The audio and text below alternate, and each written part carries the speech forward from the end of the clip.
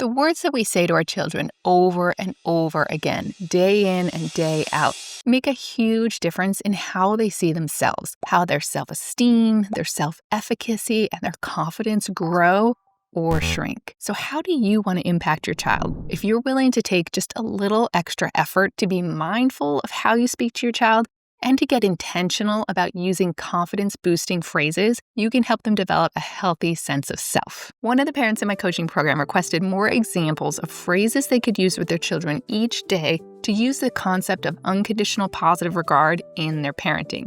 It's this concept of accepting and loving your child for who they are and valuing them as a person, not just for their achievements. And it's critical to building a child's self-esteem. So I made a little handout for my members with 6 different categories, and I'm going to share 3 of the most useful ones for you today to start growing your child's confidence.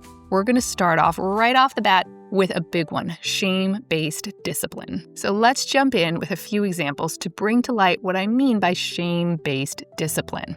So first, you should be ashamed of yourself. You're embarrassing your family. I'm so disappointed in who you are. These phrases communicate that love, acceptance, or belonging are conditional on your child's behavior or achievements, and that contradicts the principle of unconditional positive regard that accepts your child's inherent worth regardless of their actions. Now, using unconditional positive regard does not mean that you cannot offer correction and guide your child towards better behavior. So instead of shame-based discipline phrases, try these. Use supportive, problem-solving phrases. Let's figure this out together. I'm here to help you learn from this.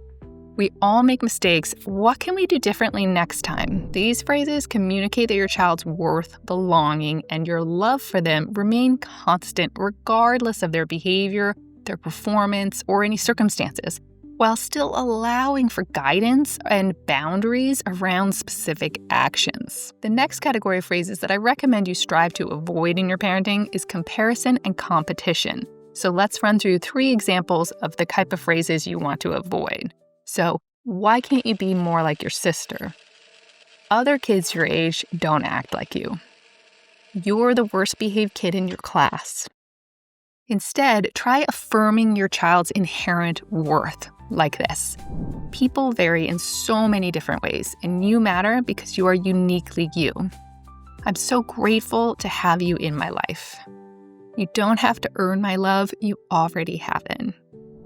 So these phrases will boost your child's self-esteem and confidence, and keep in mind that you can pair them with some of those supportive problem-solving phrases that we just covered to encourage positive change. So for example, you might say something like, you don't have to get good grades to earn my love, you already have that, but improving your grades will definitely make it easier for you to get into college. So let's brainstorm a few ideas that might help you earn better grades on your next report card. Okay, now moving on. Finally, we're going to cover a mistake that parents commonly make with young children when trying to motivate them to get out the door on the way to school or to head to the car after playing at the playground. This is threatening to leave your child if they don't hurry up and get going.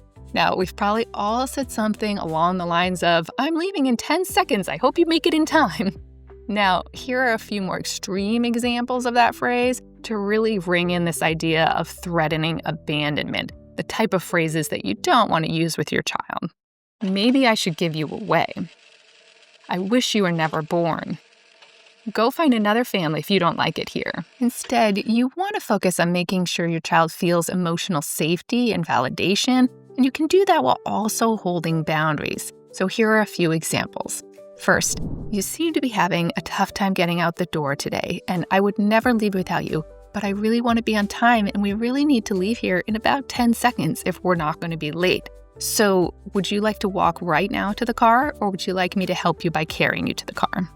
Or you might say, your feelings are really important to me, but let's find a better way to say that.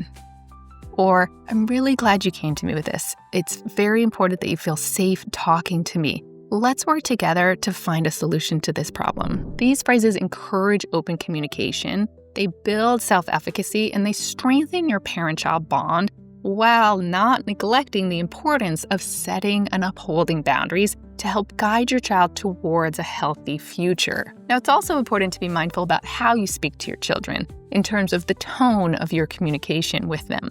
And I have another video that you can check out for next tips on the right tone to use, and it talks about an unfortunate outcome that can happen when your parent-child interactions take on a different tone. Keep up the good work on your amazing parenting journey.